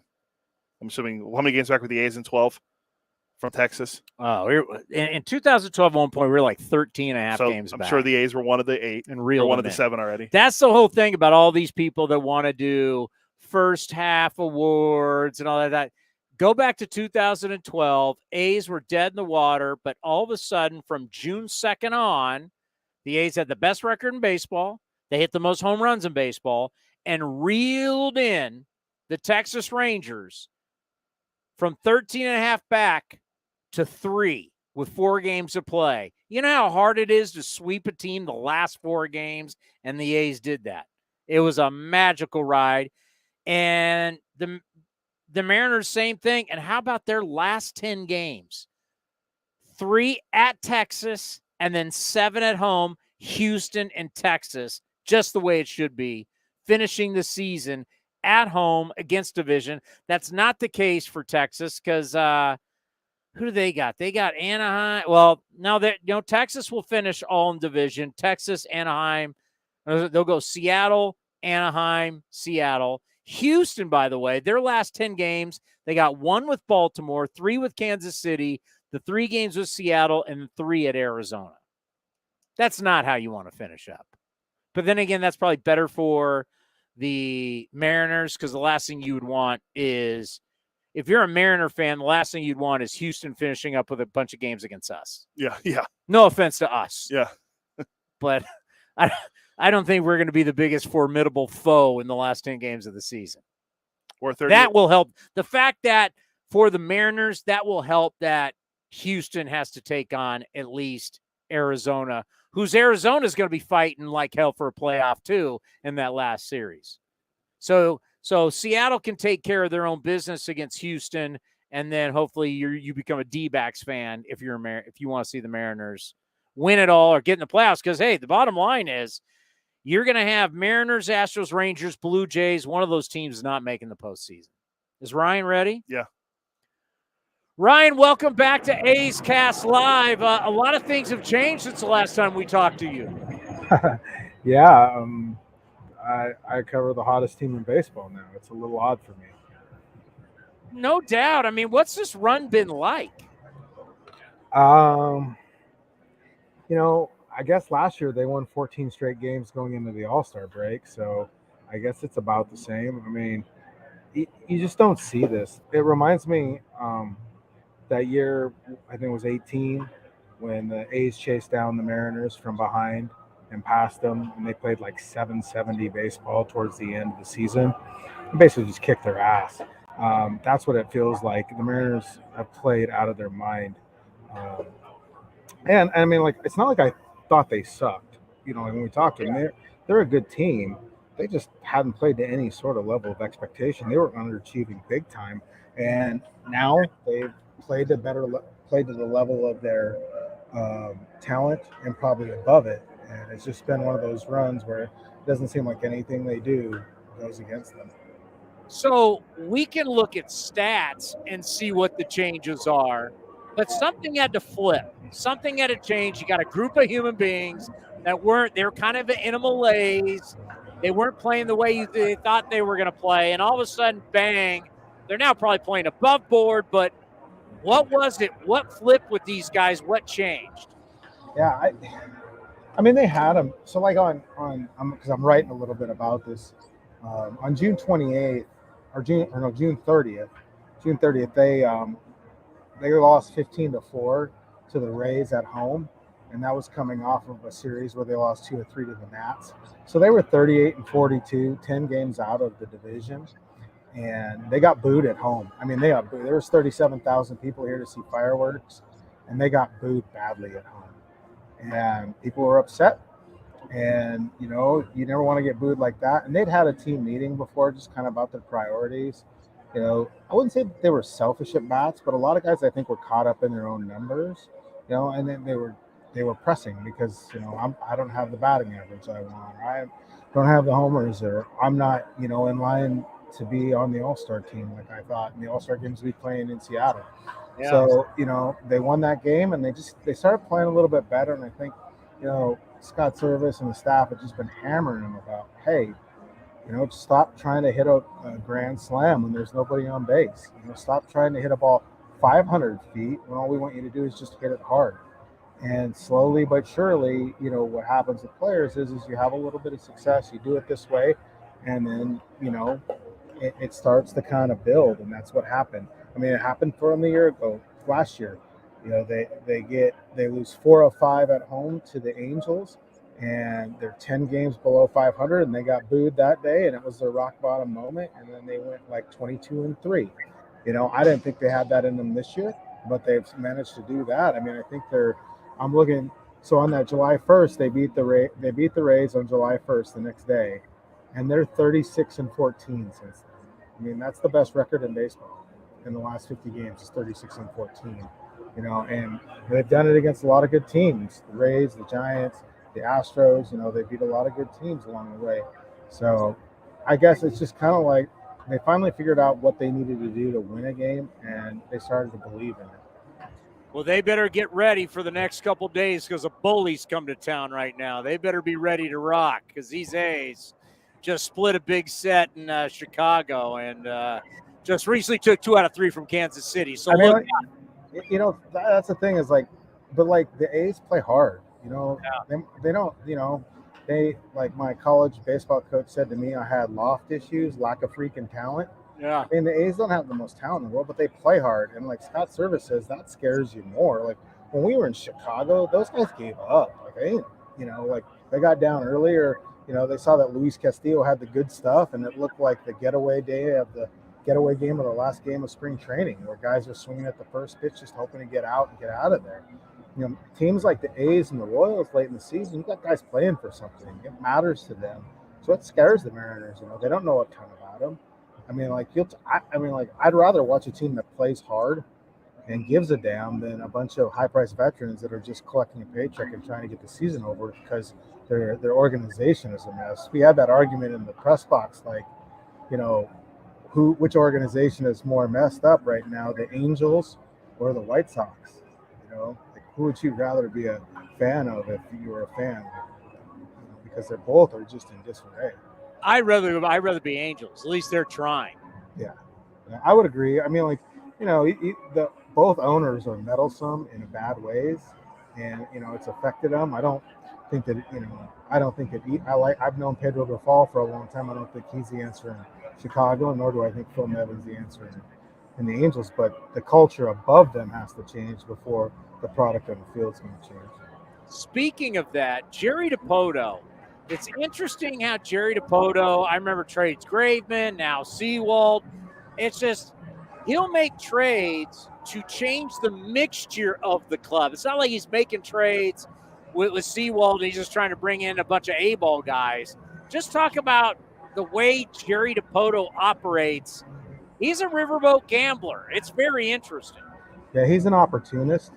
I think he looked at the team, and the trade deadline came around. They weren't playing that well. I think they were still four games out of first place, or 4 games out of the wild card.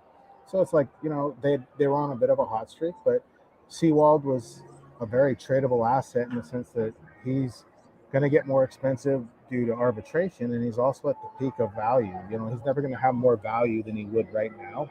So he looked at it and said, well, let's take a chance. And what they got back are 2 position players that ostensibly filled the roles of A.J. Pollock and Colton Long, who were abysmal to start the season. So you bring in these 2 younger guys. They've been productive. Rojas has been very productive the last 12 games. Canzone's hit some big homers. And then all of a sudden it's a little bit better. That's production you weren't getting. And I mean, they were major holes. And it always seemed like in the games leading up to it, Pollock or Wong would be up with in key situations they weren't producing. So you replace those 2 guys. And yeah, players were upset that Seawald got traded. But at the same time, players move on quickly. And I think the one thing about the team they do understand is the Mariners know how to find and build pitching. I mean, Paul Seawald is the example. He's his success is the reason why the Mariners felt comfortable trading him, because they found him on the minor league sign. They worked with him, tried to develop him into more of a reliever, and he turned him into something. So the Mariners feel like if we can do that with Paul Seawald, guys that want to do this and guys that want to believe in this stuff, we feel like we can make them. So, this year it's Gabe Spire, Justin Topa, Taylor Saucedo, all these guys they picked up off the waiver wire minor league signs, they're all contributing. And so that's why they felt comfortable trading Seawald, is because, they feel like they can make another one in some way. And then the other thing that they got is starting pitching. With so many teams are trying to find starting pitching and trying to find guys, that's the one thing that, wouldn't you say, is the scary thing about the Mariners. I read all that offensive stuff that's going on to our audience, but the starting pitching, wow, pretty good. Yeah, I mean, if you're, the Mariners, I think, are going to get in the postseason. If they're playing in a wild card series and they're going to run out Luis Castillo, Logan Gilbert, and George Kirby at you in a 3-game series, that's pretty rough, And that means Bryce Miller, who's been a starter, you put him in the bullpen, and Brian Wu, you put them in the bullpen and say, hey, you got 2 innings, go out and unleash hell, throw it as hard as you can. I mean, that's a tough series because that's real pitching. All those guys are studs, and so same thing with a 5-game series. If they, if they were to win the division and host a 5-game series, you're going to see Luis Castillo twice, and he can be really, really good. So yeah, I mean, that's the starting pitching, and it's all, Gilbert, Kirby, Wu, Bryce Miller, and then even Emerson Hancock, who got hurt. All draft picks, all developed, all within 2 years of their drafts where they in the big leagues. So they figured out something with the pitching, and now that's why I think, like I said, they're able to feel like they can move guys and stuff because they feel like they have unlocked something with pitching development. They're comfortable moving forward with. When you talk about the division, if Texas doesn't figure out their bullpen, they'll be a non-factor and they'll be out of this. They've got to figure out, they got to get other guys hot too, but they got to figure out their bullpen. We got a long way to go, though. I mean, we got a whole month of baseball. If Texas is still in this thing, I got to believe Houston will still be in this thing. How much do you like that the Mariners' last 10 games at Texas, then come home for 3 against Houston, then end the season with 4 against Texas? Essentially, really your destiny is like in your own hands. Yeah, I mean, like those will be 10 crazy games, that's for certain. I think the Mariners feel like they've exercised some demons with Houston. They've I think 8-2 against them this year or something like that. So they feel pretty good about that. Texas has beat them up pretty good, but the Texas team we're seeing now isn't the Texas team we saw early in the season. It's funny. Everybody's, John Gray, this. He's not throwing like that. Nate Eovaldi gets hurt because, he's been hurt often. They don't, all the pieces that they went and got, it helped them, but wasn't enough. Like you just saw it the other day. Chapman can't go 2 days in a row like he used to because, the second day he was good. He was lights out on the Saturday, I think it was, or on Friday, and then Saturday he blew it. He couldn't throw a strike. So I'm very curious. I've always said that I always thought the Astros were going to come back and catch the Rangers just because it's what the Astros will do. And I mean, I wouldn't, I still wouldn't put past the Astros to find a way to be there at the very end and be competing for the division title. The Mariners have the season series on them. That helps a little bit, but yeah, it's going to be crazy those last 10 games. I mean, that the 7 games here to end out the season for Seattle, I mean, they're going to be as important of games as they've played here, in quite a while, at least in the regular season. Football season starting, obviously the NFL starts taking over, especially when you're in an NFL town. But when I think about breaking up that playoff drought for the Mariners last year, I think about the run that the Mariners are on. I think about hosting the All-Star game. Just talk about the rebirth and just, from the All-Star game to where you are now, what it's like there in Seattle with Mariner fans. Yeah, I mean, I think people, it's a baseball city. Obviously the Seahawks, the NFL is a behemoth, and it takes a lot of people, but when baseball has been right in the city, I mean, these fans are as passionate as anyone. They show up. 2021, they had 3 games against the Angels to end the season. They were 47,000 every day. They just played the Royals, and they had 47,000 on Friday, sellout, 44 or 41 on Saturday, and 39 on Sunday. It's the Royals. It's not like a huge draw. They got 39,000 when the Padres were in town. I mean, in midweek game. So yeah, it's going to be crazy. And that's the thing too, is when you're playing for something, it's an everyday thing. There's a result every day. This time of year, all people care about is that game that night. Because the NFL, you got to wait all week, and people will be excited on Sunday or next Sunday when the Seahawks play. Don't get me wrong, but until then, the Mariners hold center stage. Who's the guy that Scott Service relies on to be the guy in the clubhouse? Who is that kind of leader guy, the guy that's kind of like his right-hand man? I don't know if he has one. I mean, because even then, the main guys before, like Kyle Seager and then Mitch Haniger, they kind of did it their own way. Service left them alone. He doesn't expect, he doesn't want a guy to police his beliefs. He wants a guy that polices the right beliefs. So you have guys like Suarez and J.P. Crawford and guys that have been around. They play the way Service wants them to play. So he doesn't really push them to say, hey, you need to say this or that. He just says, hey, you guys need to pick it up and find a way to do it. And that's kind of what he's done with those guys. Yeah, it's going to be a fun race. If you had to predict, who do you think comes out on top? Who do you think's in the postseason? And who do you think goes home? Oh, I think all three are going to make it, honestly. But You see the Blue Jays being out then? yeah, I do. I mean, Okay. like they just they can't beat any of the teams in their division, and they have a relatively hard schedule. Houston's got a really easy schedule. It looks like I just did. I was looking at it here, but yeah, Boston's got a brutal schedule too. So I think, I think it'll be the three AL West teams. They're better than the other two teams. Like I know everybody talked about the AL East and everything like that, but Toronto just they falter. I don't know what the deal is there. They have all the talent in the world. They don't play well, and yeah, I think I would just have all three of the AL West teams getting in. Isn't that amazing? Because the way this season was, even at the halfway point, everybody's like, everybody from the AL East is going to make the playoffs, so you better win your division or you're not going to get in. Boy, how things have changed.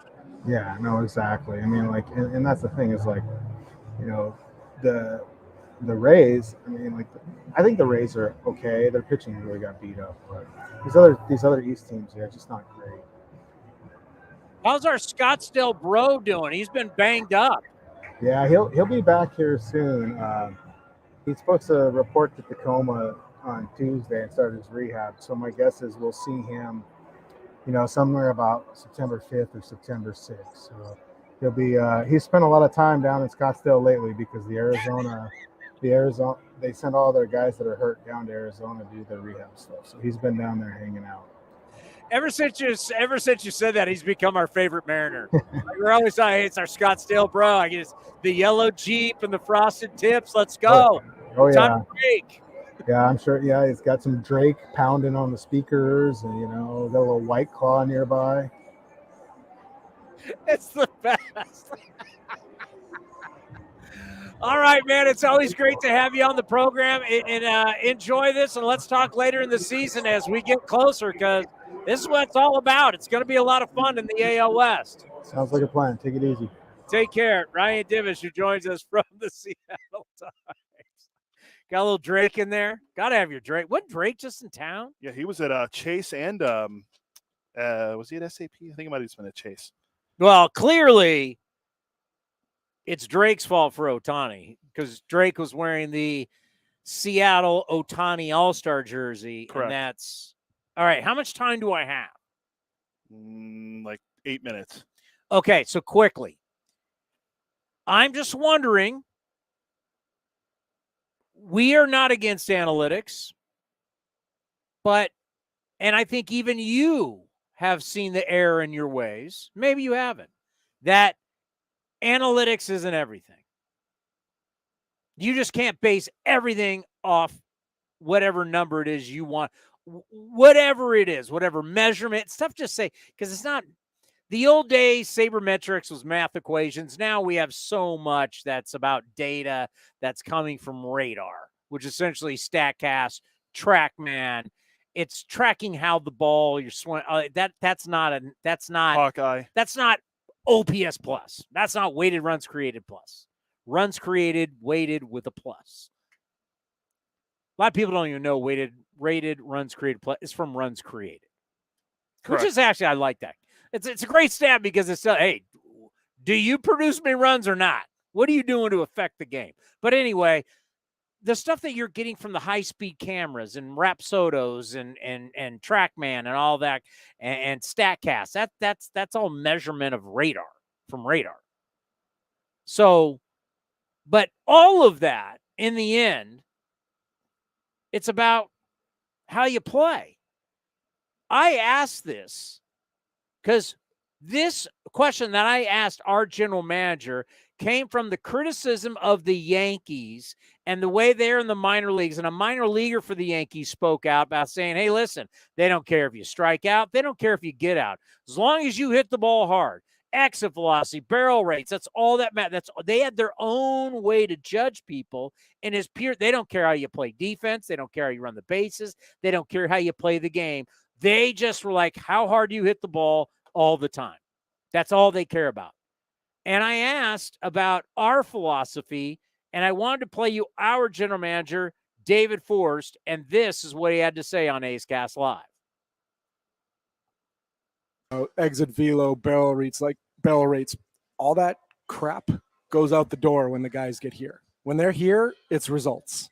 Like we use that stuff to project and to sort of set expectations and make trades and evaluate players. Like when you're here, when you're in the big leagues, you get hits, you score runs, you drive in runs. Yes. Like the results matter here, and Zach's doing it all. I don't know the average exit velo of all his hits. I don't know the ridiculous launch angle of some of his homers, though I saw the fly ball in Washington. That was crazy. It was. I was there with the team. We're sitting behind home plate, and it looks like a pop-up, and then it goes and it goes and it goes.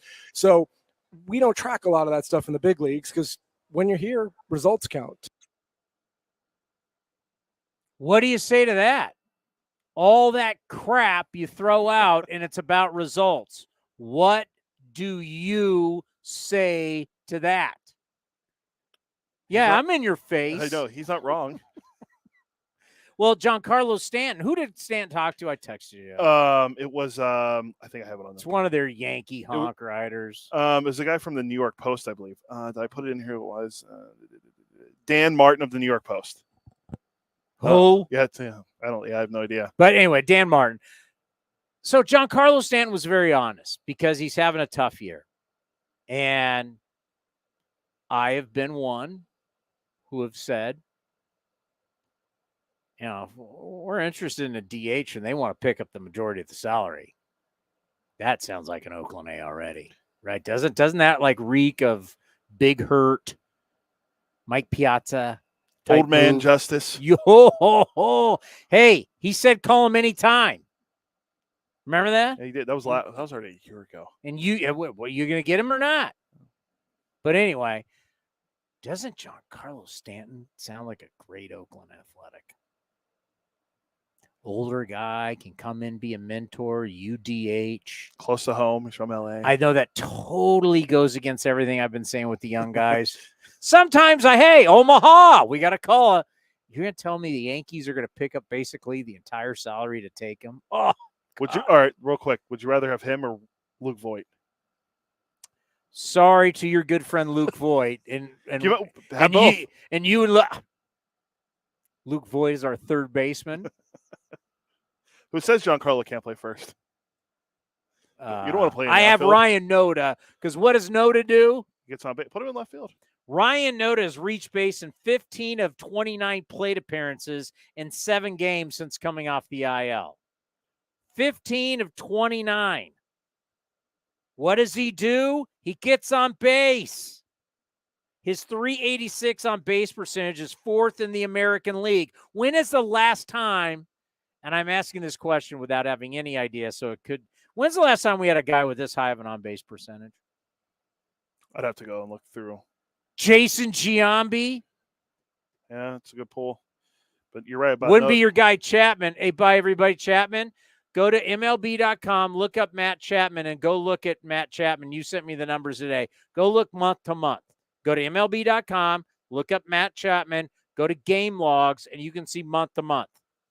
I'm telling you, we'll all be thankful someday he didn't sign the long-term deal. You're right about Ryan Noda. He does. He gets on base. He gets on base.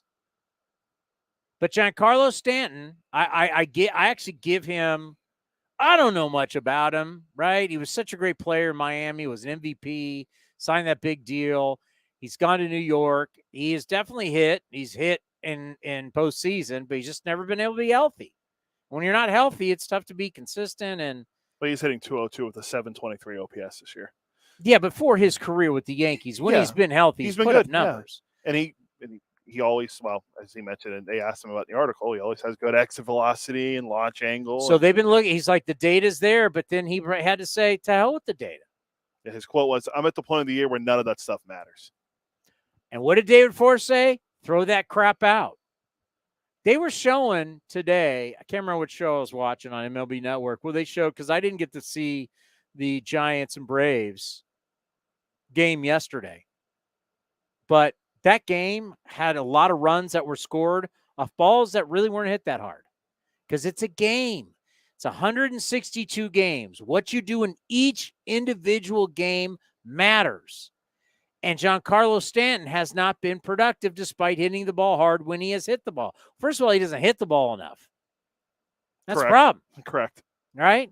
Stop telling me how hard you hit it when you finally do make contact. You need to make more contact. How about fillet a few more into right field for base hits? That's the thing. The more production you do, you got to be productive. And we have too many guys that they're so focused. And let's face it, like Saris will say, well, you're going to be a better player if you hit it harder and have more barrels. Well, Giancarlo Stanton's going, you know what, that's not working. Because when he does hit it, he hits it hard. Problem is, he doesn't hit it enough. There's too many of these guys that don't hit it enough. And it's better to actually put the ball in play and be a productive player. I was going to look it up real quick because we're getting close. What the most games Giancarlo's ever played for the Yankees. Ooh. Has he ever played more than 140? Yes, once. Once? He played 158 in the first year as a Yankee. Played 139 in 2021, 110 in 2022, and he's a 79 this year. What did he play in the COVID year? 2019 when he was 29 years old. No, No. He played 19 games in 2019, 18 games in 2019, 23 in 2020 and 2020. He played 23 games in the 60-game schedule. Yeah, in a span of 2 years, in a span of 2 seasons, he played 41 games. Oh my God. And he hit 7 home runs. Yeah, I mean, how are you productive if you never hit? But when he hits it, it's great. When he hits it, it's hard. And it goes far. Great. Give me somebody that's productive, that's hitting the ball. Zach Geloff has shown Has Zach Geloff hit everything hard? Nope. He hits it all over the ballpark. He's productive. He's a little bit of a slump right now. This would be good to see, 2 for his last 20, his last 5 games. But where you hit balls up the middle, you hit balls to the right side, you slam one down the left field line for a double, you hit one out to right center, you hit one down to right field for a double, rip one out to left field. Like, he's hitting it all over. He's using the whole field. A good hitter gets hits. And he hits a lot of ball hard, but he hits a lot of balls not hard. But he's hitting it where there's grass and not people. There's just something about it. By the way, one of the greatest Yankees of all time. Can't stand him. All the respect in the world. Is Derek Jeter in the Hall of Fame because of exit velocity? No, he's not there for his defense.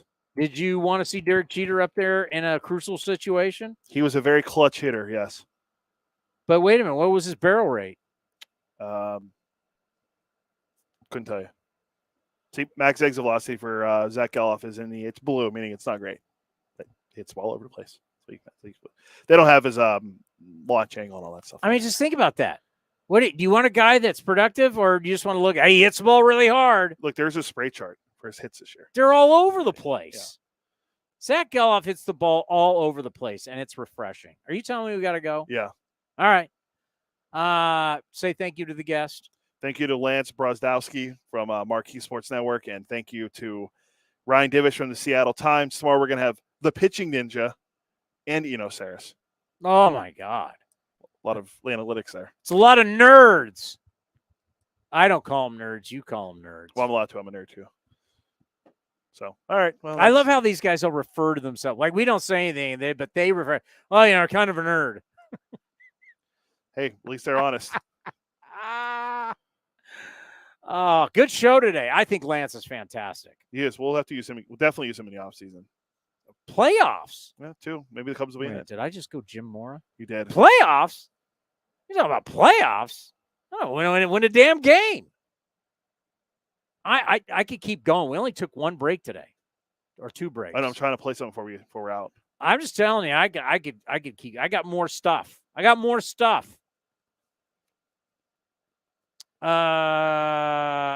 the way, with Batista, how big are Cano and Hall for Baltimore right now? Is that DL Hall the top DL? Yeah, but DL Hall, only 11 2/3 innings since July 25th, but he does have a 1.54 ERA. They need him to be big. Baltimore, it's going to be tough. All right, coming up next, A's Total Access, brought to you by Chevron. This is Chris Townsend and Commander Cody for Link Soul. The new summer colors and prints are in stock. The new polos, lightweight, all the colors you want. Fabulous.